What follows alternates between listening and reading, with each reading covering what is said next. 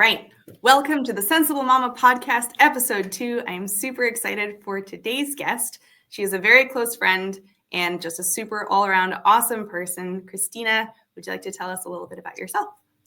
Hello, my love. Thank you so much for having me. I feel very honored to be in the running after Mr. Nick. So I live in the Litchfield County area. I am a licensed massage therapist. I am a doula, and I love to attend births and work on your body because it's just so amazing. There's just so much to say about the body that I feel like a lot of people don't even know about. It became like a true passion of mine in massage school to know what I wanted to do and how to help women specifically, especially during their pregnancy, postpartum. I always had this kind of itch to get into that birthing section, and I'm finally in it a little more fully than just being hands-on as a massage therapist. So I was also told by a lot of my clients that I would be a great doula. So I was like, too many people have said it. Now I have to do it. So,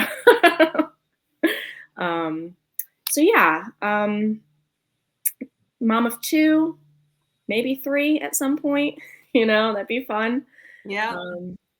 And you're a very natural leaning person. If I may be so bold as to call you a crunchy mama, I would. Oh, I'm the crunchy. You make your own tallow lotion, of which I have partaken in. It's wonderful. Yes. Garlic, honey for every ailment, you name it. It's all like you're not the kind of person to just rush to a hospital, and you avoid doctors at all costs.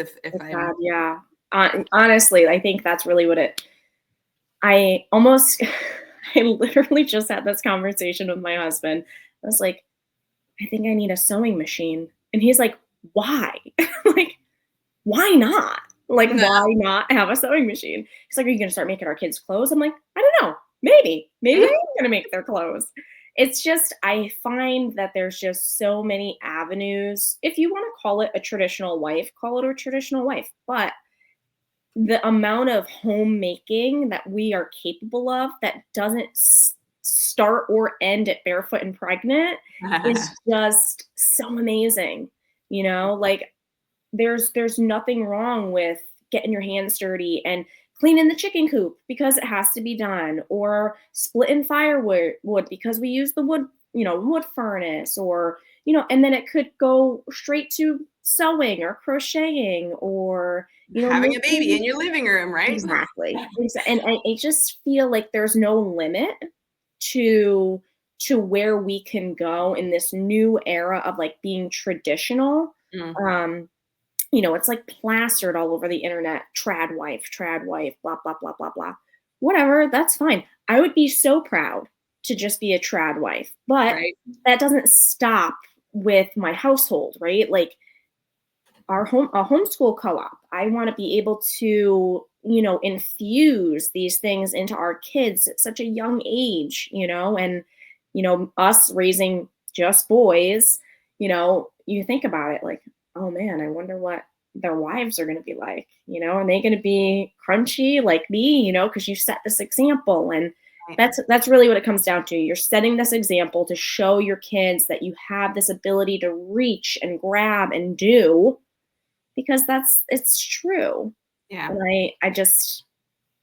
I love the natural take on things. It's not overrated. And it isn't. It really isn't. And it's funny to me because like if you kind of zoom out to the bigger picture, in my opinion, the way that things have gone, it used to be like, it's called traditional because that's how it used to be. That's the tradition, right? Oh, gee. But it used to be that you have your home, and however it's configured, like, you know what I mean? Like how many kids and does the wife work and whatever, all that is kind of not even the point. The point is you as your family are a unit that is self-sustaining. Like it used to be normal that you had your own farm and you made your own food, and everybody knew how to hem, the pants and how to fix something that was broken. Like they used to make things and everybody knew how to fix them. You didn't outsource Nope. survival Nope. to corporations or the government or, Nope. doctors or whatever. You had to, like, my mom is not necessarily a crunchy person per se, but being born and raised in a small village in Russia, far, far away from like big cities, and obviously there's some decades of technological advancement that has happened since, but like it used to be that you didn't have a cabinet full of all these drugs because in part because you just didn't have access to them. Right. You know what I mean? So you had to figure out, okay, you have a cough, Yeah. what kind of vegetables and herbs and Yes. natural remedies can we use? Not because we're crunchy, but because that's what's available and it works. Right. And you take your responsibility yourself for you, for your family, for your health, for your babies, for your society, for your community. And I'm all for getting back to that because it's beautiful. Who wants to outsource that stuff to some? I literally can't. I would never. And I don't know, people might say that this is a very bold statement, but I would never have children and then not take care of them the way that society does today. Mm-hmm. I'm not having children to send them off to school for 8 hours a day where I spend maybe 4 with them that one day, maybe, depending on what my work schedule would be, or, did they have sports after that? Or, and, listen, I was raised, Catholic school, kindergarten to 12th grade. I was away from my family. We came home at certain times. The bus dropped us off. My mom stayed at home with us for quite some time, but I wasn't homeschooled.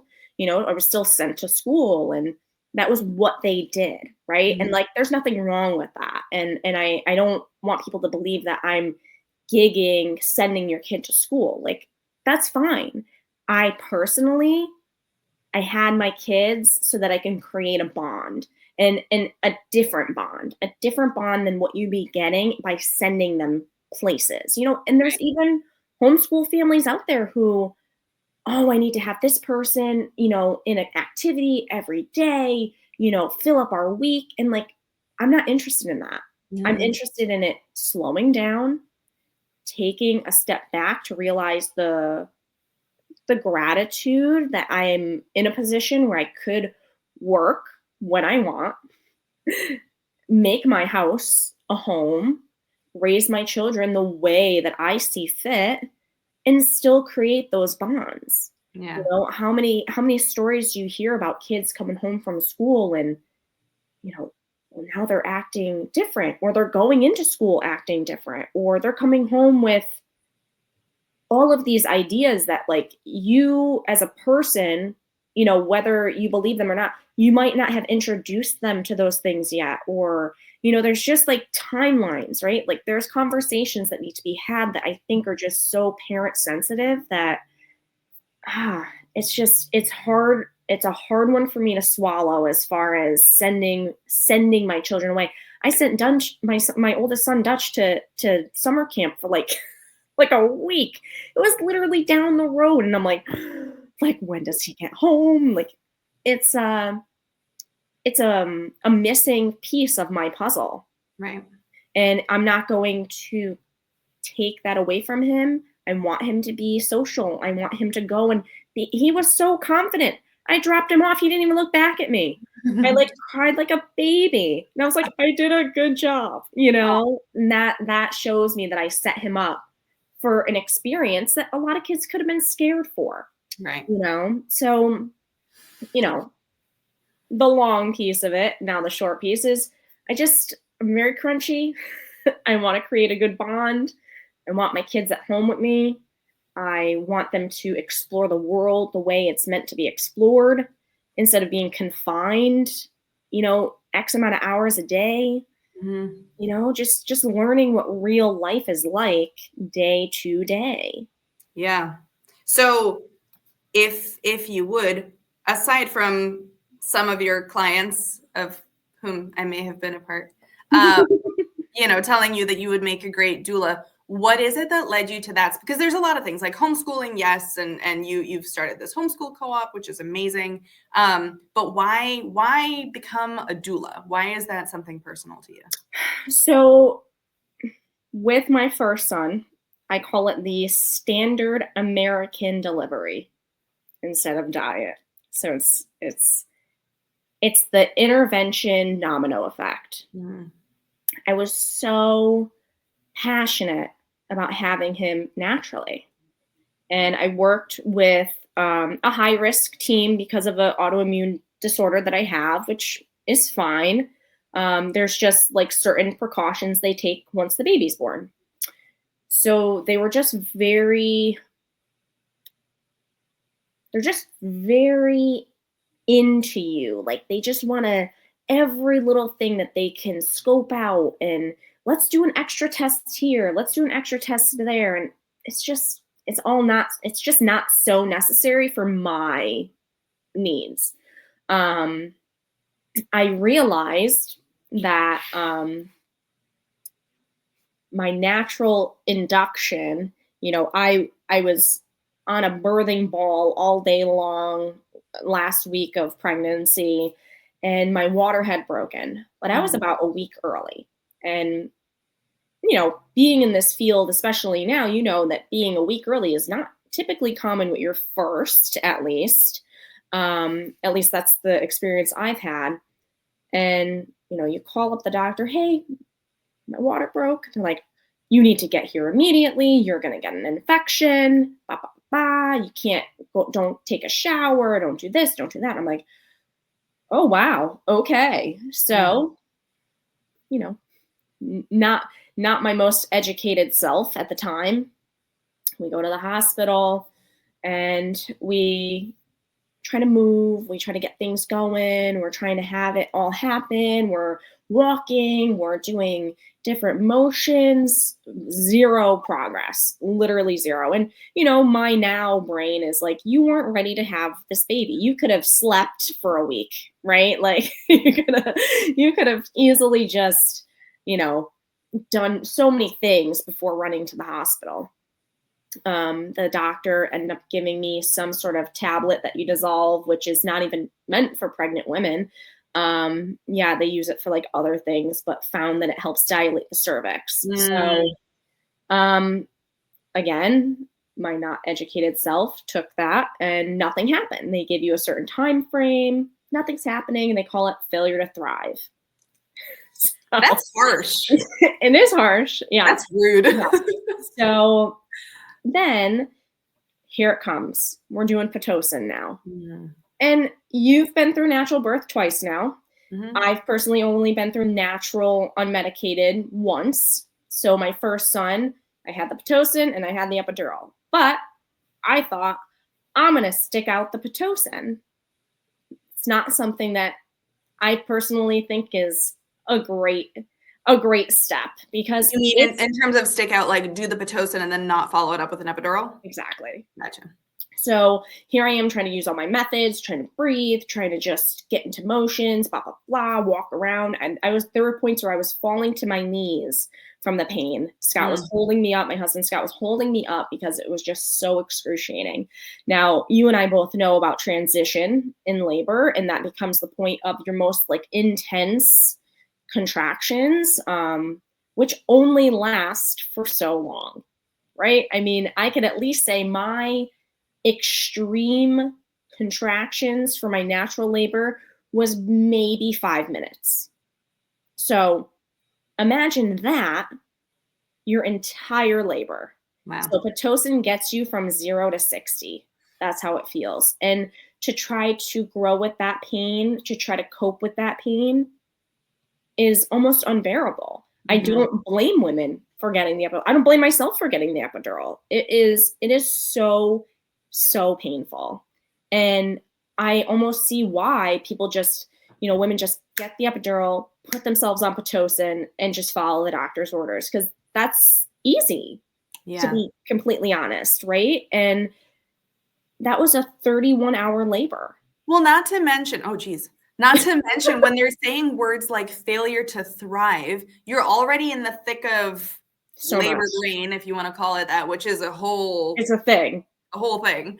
So you're in the thick of that. And then the Mhm. doctor is telling you things that you Negative. probably don't fully understand Mhm. because most of us go in less educated than we should. Right. And then also like it's scary. And the one thing that you want, the one sort of end goal is that at the end of this, you have a beautiful, perfect, healthy baby and you're in okay shape, right? Yeah. Like Yeah. that's every mama's goal. That's your one priority. And so when a doctor says something like failure to thrive, what I would think I would hear Yep. is like, my baby's not okay. Mhm. And maybe that's sometimes, of course, things happen, like issues come up that are serious. Sure. But if it's not, and they're saying things like that, that's very concerning. And so you're like, do whatever it takes. Do Right. whatever you need to do Let's to just get do me it. to the end goal, right? Mhm. Absolutely. No, 100%. And I think that's kind of where a lot of women get to, because if you aren't mentally prepared, listen, you could be a triathlon winner, you can be an Olympian, you can be a CrossFit athlete. If you don't have that mental game, you're not in it. You Yeah. are not in it. And I try so hard to work with my clients throughout the entire pregnancy. What, you know you're pregnant, let's go. We start now. You would not run the New York City Marathon without ever running a mile. This is the biggest workout you will ever have. Mhm. And it's so much more than just the physical realm. You Right. are so mentally dependent on getting through. If your mind isn't there, you're just going to get consumed with that outside world that triggers the fear, right? Puts you in that fight or flight, Right. makes you so you're not relaxed. That's why home births are so beneficial. At least in my experience, why would you not want to be in the comfort of your own home? Why would you want to be in the hospital with the beeping and the nurses and the in and out and the let me check your pulse, let me do this, let me do that. Let's check the monitor and the sterileness. And I've come to terms that I have to have babies in the hospital due to my autoimmune disorder, but that doesn't stop me from having the most natural hospital birth that I can. And Right. and that's what I did. And that's what I did with number 2. He So came real quick, this is just to sort of tie everything in. So my goal obviously is home births for all. I say jokingly, obviously there are Yeah, exceptions. you get one. But yeah, you get a home birth, then you get a home birth, then you get a home birth. I want everybody to have a home birth because that's all I've ever known. And I Right, think it's beautiful and wonderful, and everybody should have that right, experience. Now, obviously, and you can speak to this, there are times where you have to go to the hospital, right. be it for something like what you have, like an autoimmune disorder, that you need to just have that as a precaution. Maybe there's some high risk situation other than that, like with the baby or something, or maybe you transfer during a home birth to a hospital for Right. there's any multitude of reasons that could happen too. Those are all things that happen. I don't believe in bashing people for No. having a baby a different way than me, because Right. as long as you have a happy, healthy baby at the end and you did everything you could, everything Right. is great. And but I do want to sort of like for the moms that are listening that are afraid of going to the hospital or know that they need to, but still want to have a natural birth. So you just walked us through your Awesome. first, which was anything but that, right? It So was standard. the only further thing you could have gone, into was Yeah. a C-section. Right. But like Right. Thank God I didn't. so now Um, so now you had your baby, you learned what you learned. Now you're right. getting ready to have baby number 2, and you're like, that's it. This time we're having a natural birth. Yes, I was Before you tell us about determined. that birth story, what did you do to prepare yourself this time around? I did hypno babies. And I would say that hypno babies was, for me, meditation is just something that's a part of my personality. I find a lot of joy in meditation. I find a lot of peace there. it just jives with who I am as a person. And I think that with the notion that you're being hypnotized, it's not really what I think people consider hypnotized as, right? You think hypnotized that you're going to walk like a duck on stage and quack when you're told to quack, and then you're going to be like, where am I? Like, that's definitely not how hypnobabies worked, at least not for me. Okay. So hypnobabies was incredible because it was a online, it was led by yourself. You got through the whole process on your own, and it was so informative. It really laid the foundation for me to go into every prenatal appointment, any screening appointment, So any. real quick, what is hypnobabies if it isn't quacking like a duck on stage for the people that don't know? I Well, don't. it is. I'm not. Meditation is not So my jive at all. But hypnobabies, what is it for people? it's an online platform where you can learn and get educated about what birth is, what's necessary, how to create your safe space so that you do thrive during birth and labor. It gives you a massive amount of tools about all of the information that they're gonna offer you stuff, right? Hey, we're gonna offer you the eye ointment for the baby. What the heck is that? Why would you give them that?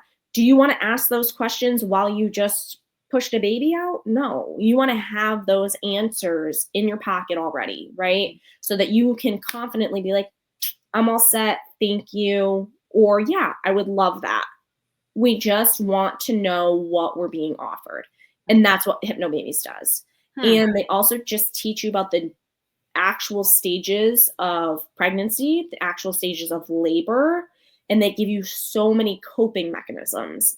I wish they named it something different, because I think hypnobabies and I see like a swirling, thing on the screen that you're gonna have a baby that's healthy, whatever, like, like some weird voodoo something. But honestly, like that was what made the difference for me too, was the education of what happens during labor. What is your body even doing? Like, why are you going through the things you're going through? Why is transition so hard? Weird? Yeah. But you know what? It's like perfect, because I think you've said it to me about when you had Oliver. You worked as a team. Yeah. And that's what it comes down to. They also teach that. Use it as, put that mindset of you and your baby are a team to get through this process. This isn't happening to you. It's happening with you as the other party. Yeah. You have to remember, there's a whole other person in this scenario. And it's so difficult to wrap your head around that because of the sensations that you're going to be feeling. They really try in Hypnobabies to divert that type of language, right? We want to call them sensations. We don't want to call it pain. We want to call it waves. We don't want to call them contractions. We want to create a safe space, whether that's your mom, your best friend, your sister, your brother. And if those 4 people are saying negative things, guess what? You're not in my safe space. Right.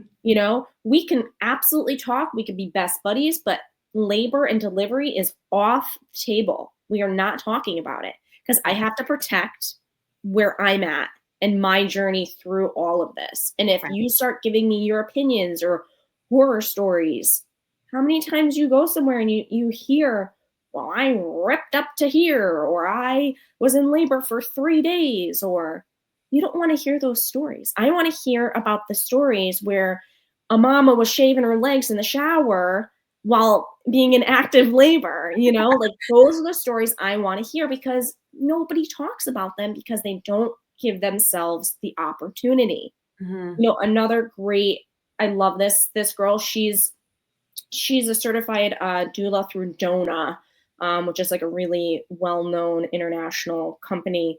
Her name is Bridget Tyler. Yeah, I love her. She let me out so much. Yeah. So if you, like you said, the Hypnobabies is kind of like you said, it gives you the wrong idea, but built to birth, absolutely. It's That's in the what name. I used to. I watched every video I could get my hands on I of her. love her. She's very non-emotional. Like she's just like, It's this is just the way it is. calm, This is, right? yeah, it's You're very matter of monotone, fact. like, right, like, here's what's going on, I think that having and she has so much, content on YouTube that you can just pop in, placenta, Bridget Tyler, and it Mhm. pops up. Whatever question you might have, I refer it to a ton of my clients too. Yeah. If you guys want to do some breathing techniques, look this up. This is a great, this is great content. And I think that some women are just they get so scared to know what truly goes into it, Mhm. right? Like if I had a third baby, I don't even know if I would do anything because I would be like, I think I might dance at this next one, like what can I You know do what that's I did? different? I did with Matthew. Right?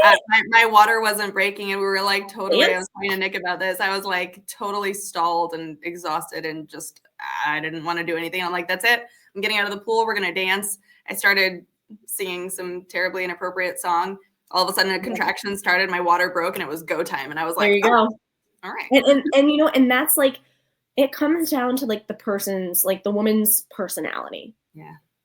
I have tons of women who are very similar to myself, but might not want to do meditation, right? Maybe they want to be encouraged as if they're running a marathon, Mhm. right? Maybe they want to be, yelled at, like, let's do this, like you're doing it. It's a totally different spectrum. Like there's so much that you can ask for from your doula. It doesn't need to be, oh, like we're gonna relax and we're gonna Right. be calm and we're gonna whisper. Sure, relaxing and being calm is a part of it, but if you don't receive that kind of, help that way, then it's not gonna benefit you. It's So interesting because I think in choosing a doula, it's less about the specific needs and wants and more about knowing that you're going to get somebody who can feel like what's the space in this moment. Like I had this girl at my first birth, Sarah. She was the birth assistant, but she's also yeah, a trained doula. And so she was there and she was just kind of like matter of factly going about things. And like every now and then she's like, yay, we're doing this thing. And then like we hit a moment where I was not good. yeah, And she got in my face in a very personal and very nice but firm way. And it was like I had needed the yay, let's go at one moment. And then the right, next moment, I needed her to be like, you are not giving up. You literally. need to get your head in the game if we're going to get through this. You Mhm. don't want to transfer to a hospital. You keep saying that. You are the one that's going to make it happen or not. And I was like, oh, like it was direct. It Yeah, was she wasn't mean. She wasn't yeah, like pushy, but she told me exactly what I needed to hear in the way that I needed to hear it for it to like cut through all of the fog and the 100%. noise that was in there. And that's what I think you to the audience would want to look for in a doula is have a long conversation with the person that you're looking to potentially hire and just see if they're with you on your level where whatever that Absolutely. is. If you're the like you're saying like if you're the kind of person that needs like hype and Right. energy and high pace whatever, great. If you're the kind of person that needs a whispering soft gentle, Yeah. touch, then that's what you need. And Right. everybody's different. Like it's a very personal thing. Right. And I think to just touch on that, I feel like if you were to choose to become a doula, being able to acclimate is completely necessary because, like you said, at one point you needed you can do it, right? Like, and then you needed like girl, you're gonna do it, Right. like, and that's kind of, we need to be able to read the room Mhm. and see where she's at. And it also helps if your doula happened to go through birth themselves, right? Like I'm not gigging any doula out there that hasn't gone through birth, but it's like It's different. it's different. It's like trying to teach someone to do something that you've never done, which Right. is completely true. I personally love the amount of education that a doula has because it's just so you just like can't put a price on it. And I have people who weren't even doula clients of mine who are just like, massage clients or just friends of friends texting me, asking me like, what's this? What do I do here? What's that? Did you do this? Is this normal? How do I go here?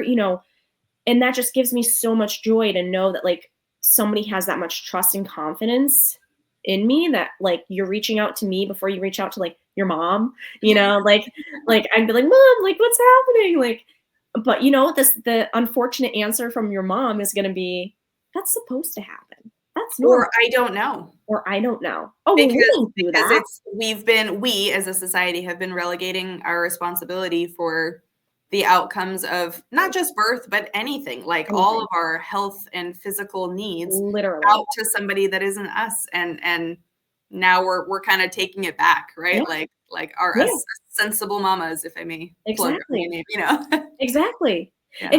And I think the other big piece, not only do you want to have the doula that acclimates, you also need your partner, right? Mm-hmm. Like if your partner is not on board, I don't know what to tell you about that, but it's not gonna go over well. Yeah. It's something, this is their baby as well, right? You are the one gifting it, you are delivering, you are bringing it to fruition, if you will. You still have to be on the same page, and that might be for a lot of like postpartum stuff. But as far as your wife coming to you and being like, hey, I want to pop this puppy out at home, like in the living room, and I want you to be there to catch it and like cut the cord. If I don't have a father that's like, hell yeah, like that's my girl, like that's the woman I married, right? Like that's the support I'm expecting from a lot of the partners. So one thing I would say about that is, for those husbands, like watching your wife go through birth is not easy. No. Like it's an experience. You have probably, with rare exceptions, of course, but you have probably never had to experience somebody you love the most go through an experience that is, call it painful, call it difficult, call it whatever word you want to use. Yeah. It's intense is the word I would use. It is very intense. And as the mom, you're in it. You've got the adrenaline going. You've got hormones, oxytocin, and you're in the zone. You are feeling the feelings. Your body is doing something. The husband is standing there on the outside going, I hope this is the way it's supposed to be happening. It's not easy. So I agree that dudes, you gotta be in it too. Like, yes, mama, your mind has to be in the game, but dad's got to be right in there with you. And whose opinion would sway you the most, right? Your best friend or your husband's? Yeah. I hold high my friends' opinions at times, but I would think that my husband, he knows the thick of me, right? Like he knows the ins and outs, and during my second labor, I got to the point of transition very quickly that I wasn't even. We totally derailed. I do want to hear that birth story too. All right, I'll start it. So after I accomplished all of Hypno Babies, blah blah blah, I was doing meditations every day. I was listening to positive affirmations whenever I possibly could. They give you like a MP3, just a bunch of positive affirmations, and then there's one specific one, and it's called your birthing time, and you can't listen to that until you actually start laboring. So you don't actually know what's happening in that MP3. So anyhow, it was like, I think I was 2 days past my due date, and it was like late at night, and my oldest son wanted me to chase him around the house, and I'm just chasing him. I'm like, that's a contraction. Chasing him. That's another one. Chasing him. I'm like, I'm in labor. So I just waited it out. I waited out my past due date thing. I didn't go and get any sweeps or anything like that, which is fine whether you do or don't. And I had called my mom, and I was like, Mom, I'm having pretty serious contractions. I need you to come over and, so she could watch my other son. So and it was like taking her a little bit of time. And I started really progressing. And I was just on all fours in my kids' playroom, just doing my breathing techniques and, letting out big groans. You would think that there was like a caveman in the other room. And I love that. I love that. And love being a feral being, just tapping into whatever instinctually is going to surface, right? Like that is so powerful. And really it's just like you meet this part of you that you're like, damn, like where have you been? I like her. Like let's keep hanging out. And I gave my mom another call. I'm like, you need to get here. She's like, I'm coming. She later admitted that she ran a red light. I was like, it's fine. Like, just please get here. So my husband and I drive down. We had to go to Yale. So it's about a 45, 50-minute drive from our house. So I labored the whole time in the car. I had headphones in, listening to my positive affirmations. My husband did all his due diligence, calling the hospital, things like that. I didn't have to do a thing. Also, on my birth plan, that's how I have it, is that nobody was allowed to interrupt me. Nobody. And if I needed to be interrupted because perhaps my husband didn't know the answer to a question, he was the one to interrupt to ask me. That's cool. And that's what I did. He played defense, really. He was the middleman. If you have a question, I put in my birth plan, I give him total free will to speak on my behalf. He knows my plan. He knows what I want. He knows what he wants for our child, right? So nobody messed with me. Nobody had headphones in. No one's touching me. No one's trying to put IVs in my arm. No one's trying to get my blood pressure or monitor the baby. And I denied all pelvic exams, cervical checks, things like that. Did they give you a hard time with that at the hospital? No, because when I make my birth plan, I hand it out to everyone, and that's on there. So during any sort of labor, unless I asked, if I said, I need to know where I'm at, then, I gave consent for a cervical check to see how dilated I was. That's cool. So at one point, I'm in the thick of labor. They bring you into this like pre-labor room to like see if you're actually in labor, which is kind of funny because I'm like, like death gripping the table or, groaning, like I said earlier. I'm like, I'm definitely like in active, if not transition. Like, so let's get to the real room here. And so anyhow, I got to a point where I was like, I want to know where I'm at. She checked me. I was like 8 centimeters dilated. I was probably only at the hospital for about, I don't know, half an hour, 45 minutes at that point. Wow. So most of my laboring was done in the car. So when we were going to move into the actual delivery room, they're like, all right, come on, like, can you walk? And I'm like, no, I can't walk. Like, are you kidding me? If I walk, I'm going to shoot this kid out onto the floor. So they had to wheel me into the room. I shimmied over to the other bed. So on my birth plan, I requested a squat bar, which attaches to the end of the bed. So you can hold on and do a deep squat. One of the peanut balls, the big round ball that you sit on, the exercise ball, a birthing tub if they had it. And my room also had a shower. So the nurse brings me in and she's like, all right, we're going to go get all the things that you asked for that are on your birthing, on your birth plan. And I looked at her, I said, and mind you, I had my headphones in. I could hear a little bit of conversation. It's not loud. It's just like a woman speaking, obviously, in your ears. So I just said to her, I said, okay, but I'm going to have this baby any minute now. Like, okay. So she left, and I just got that feral instinct again. In my body, it was almost like I wasn't in it. I got myself onto all fours because I had been sitting Indian style or crisscross the whole time during my labor. And I don't know why. I don't know why I was sitting like that. It was just comfortable. I just felt like that's where I needed to be. And I finally put myself on all fours and I was like, I have to push. I have to. It's going to feel so good right now if I just push. That's literally the thought that crossed my mind.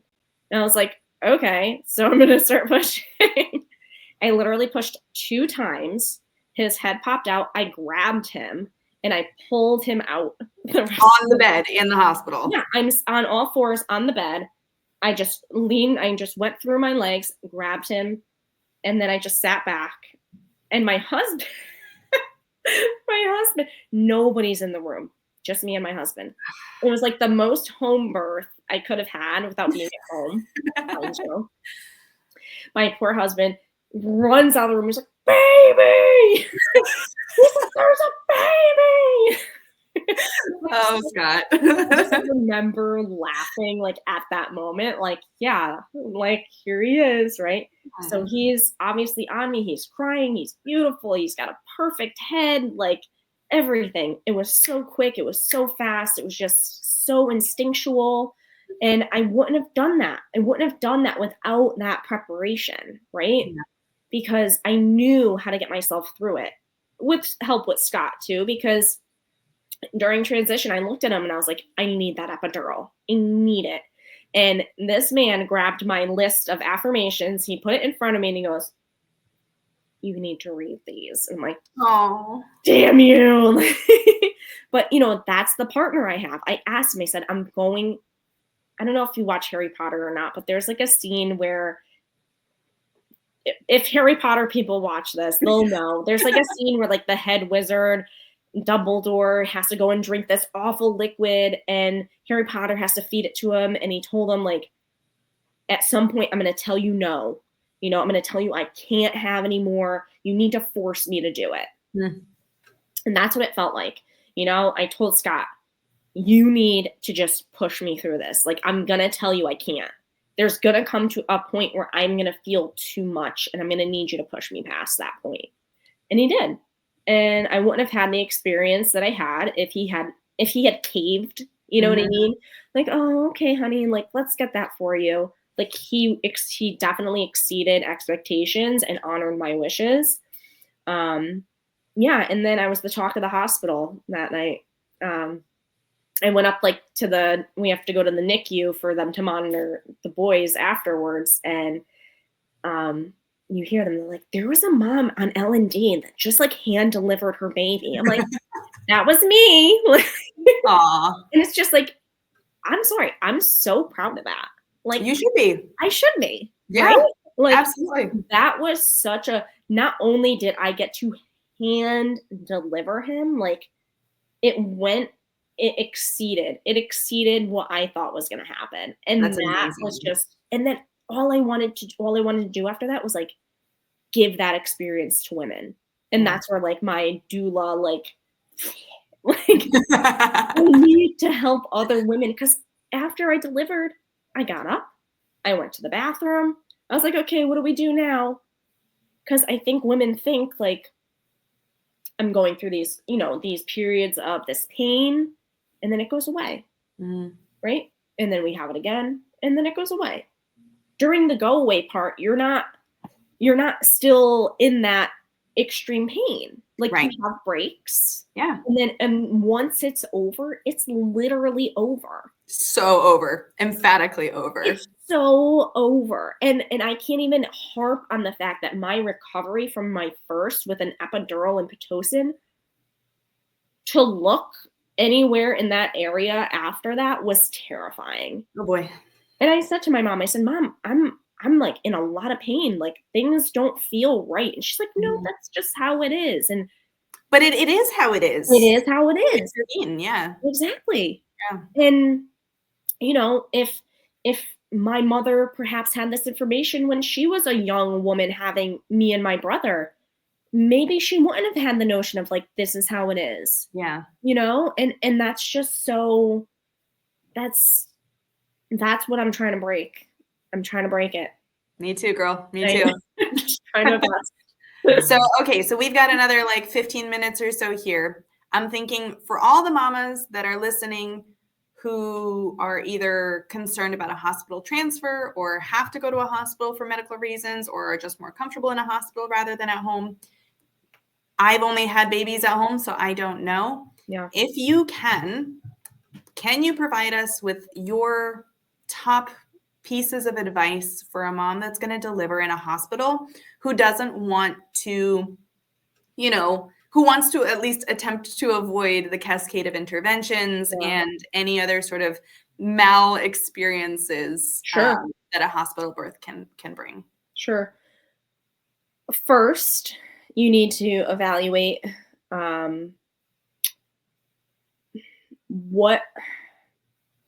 whether you want to do it by yourself, right? I could definitely say that the Hypnobabies training essentially trained me to doula myself, right? If you're not in that realm, then look for a doula that's going to work with you from start to finish. And even postpartum, if she can offer it or he can offer it, you really want to make sure that you have that person who's going to push you past that, that glazed over, I'm done feeling, and this is awful, I just don't want to do it anymore. Because whether you believe it or not, it's so worth it in the end, but it's hard, right? Yeah. All things are hard if they're worth having. My second thing, to be honest, this should be my top thing, your birth plan. I cannot emphasize how important it is to have your birth plan. And you know what? I make copies, and I'll pass it out to the janitor. I don't care. Like, everyone is getting a copy of it because I don't want an excuse. Oh, we didn't read it. Oh, we didn't do that. Bring it to a prenatal visit. I want to go over this with you. Here's all the things that we want. Here's all the things I'm okay with and not okay with. And if you have a provider that's not listening, get another provider. Move to another person in the practice. I don't know, report that doctor. Like, this is your health. This is your well-being. These are your children. Like, you are doing it the way you see fit. No one should tell you otherwise, your birth plan. And I feel like that's where I really, really like to hone in on those first few, first trimester, really. And then we could always change it along the way. Hey, there was a change in my birth plan. Here's my new birth plan. I want to review it with you. Or, every doctor on my team had my birth plan. I've asked all of them, did you see my birth plan? I'm not afraid to talk to these people. I'm not afraid. You got to advocate for yourself and not be afraid to do so. And you know what? And it's really unfortunate because I have a lot of clients who, they'll come back from their prenatal appointment and I'll ask them questions like, hey, what about this? And they're like, oh, I didn't even think to ask that. And I'm like, I get frustrated because it's like, I almost want to formulate a list of questions to ask. Right. And it's hard because it's not yours, right? It's not your birth. It's not your baby. That would be my top thing, having a rock solid birth plan that really emphasizes so much. And that's a part of what I do as a doula. Whether I'm at your birth or not, I provide you with your birth plan. We discuss, we talk about all of the things that are going to be on there, and we nix things, we add things, we edit things, and we make it so that it is rock solid because you want it to speak for you when you can't. Yeah. And that's so important. The other piece of it is just, really do what you want. I mean, that's sounds so simple, but going into a hospital, what are they doing? They're putting a gown on you. No. They're putting IVs in your arm. No. They're telling you can't eat or drink. My first son, 31 hours. I couldn't eat or drink. Could not eat or drink for 31 hours. And then they wonder why people are exhausted and have no energy by the end of their labors. That's crazy. I'm sorry.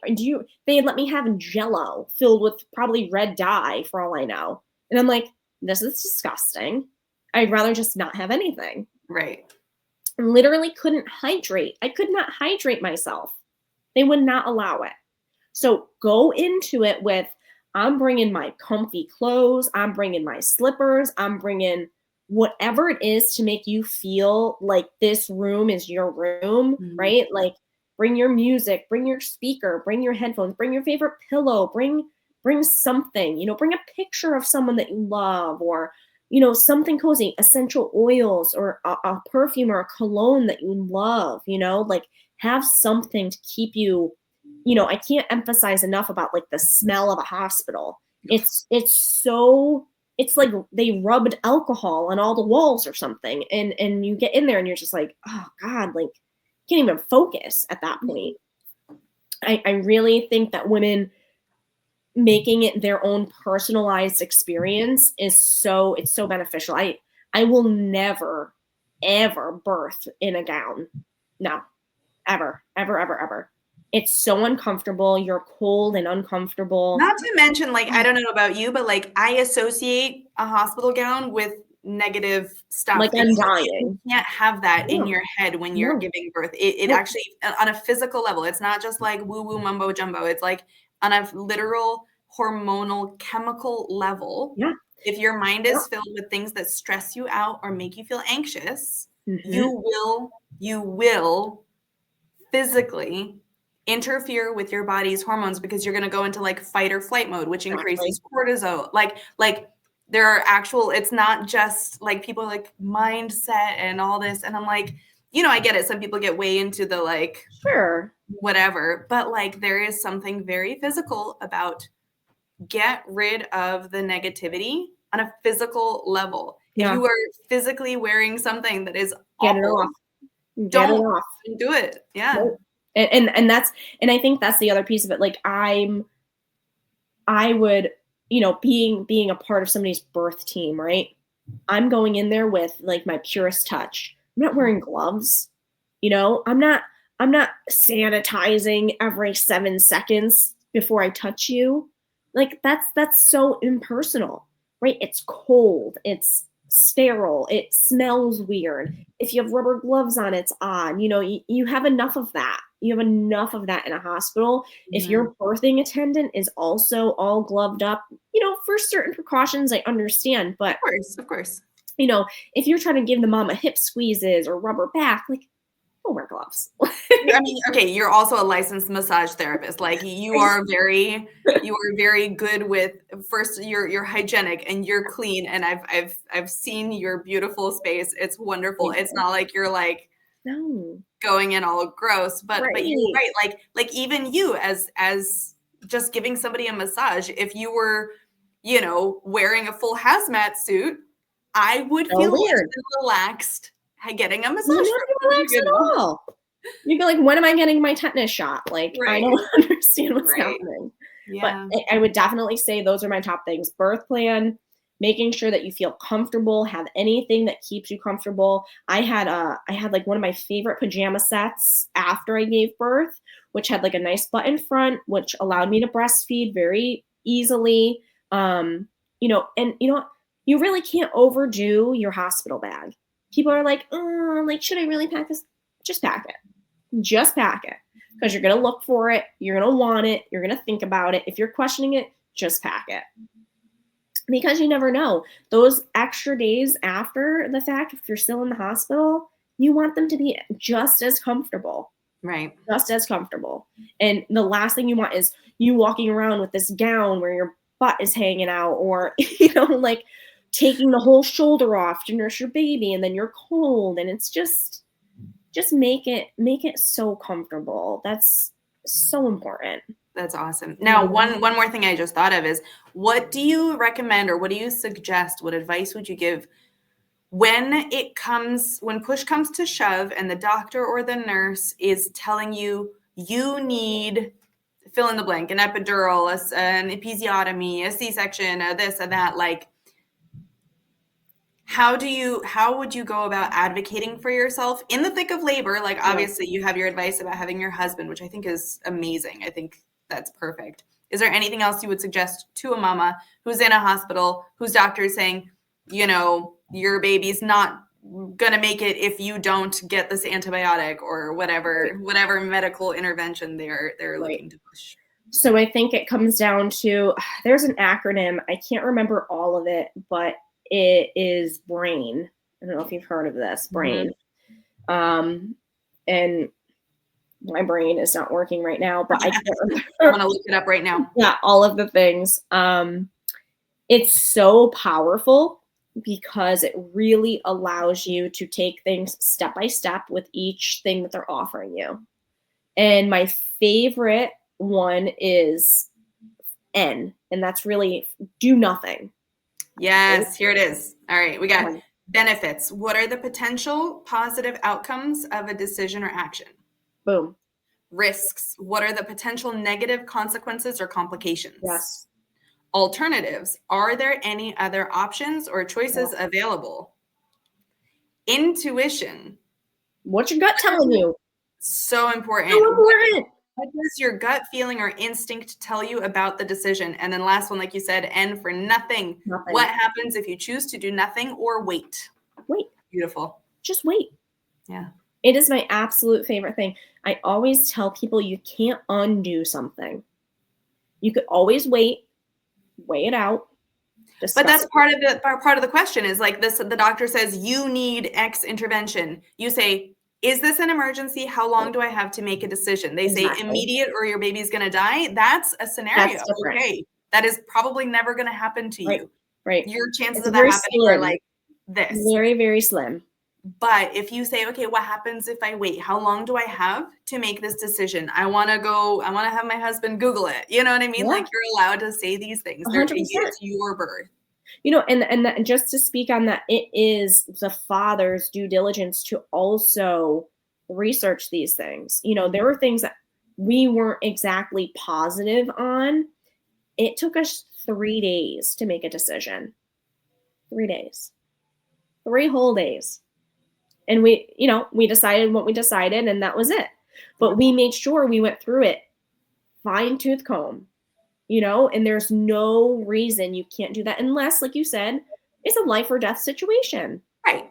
And you say, is this a life or death situation? Exactly. If I wait on the C-section, exactly, am I going to die? And they should tell you honestly. Yeah. Right. And that's where the fear comes in. The fear comes in with, you see the look on the doctor's face, you hear the negative comments that they might be saying, something that's just not jiving with what you thought was going to happen. And now you're in this realm of the world is ending. You know, that's not where it is. Have your partner ground you, let them do the speaking, let them do the mediating, right? Yeah. Just keep your focus and keep working towards your goal of getting that baby out the way that you want to get it out. I love it. Well, we are coming up on an hour here. Do you have any final thoughts on this subject? Would you like to do a shout out to, honestly, I don't know if you do virtual doula services for anybody who's not in Connecticut. Yeah. Feel free. This is. Yeah. I mean, I personally think that, so my doula practice is definitely the newer baby for me. My main business is my massage bodywork business. Honestly, I would love to support as many women as I possibly can, whether, and a lot of it might not be that I'm at your birth, right? It could just be that I'm helping you to prepare. You know, we're asking all the questions now so that it's not left for later. Mm-hmm. We're creating that birth plan and we're going to execute it.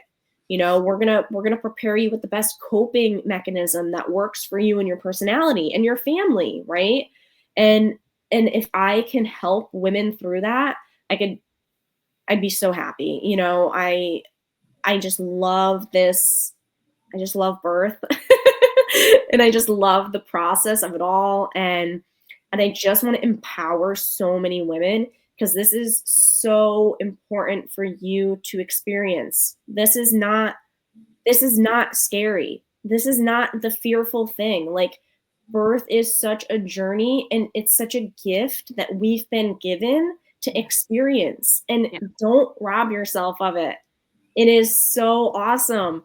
And there's just so many positive benefits after the fact. Like you said it yourself, I could do it again after you had that baby. Like it is not as scarring as people make it out to be. So You could find me. I'm at newmorningmassage.com. I have my doula services plugged in on the little explore tab there. You could request a free consultation with me, and it's really not time restricted. We just want to always find the right fit for one another. And yeah, if you want to use me for things where I'm available, and if I'm not available to be at your birth, I'll do anything that I can to prepare you for it. Awesome. And for those mamas that are in Connecticut, what is the location? Like, what's the area that you serve? It is mainly Litchfield County, but I do extend past that into like Hartford County. I try not to go too far east. Just it's a far one. I just want to be able to be there for people if needed. But yeah, it's a case by case basis. It really depends on your location and what's going on at that point in life. Beautiful. Well, I will throw your link into the description for this video so people can easily find you. Christina, you're awesome. I love you. Thank you so much for doing this. Thank you so much for having me. Absolutely. All right, here we go.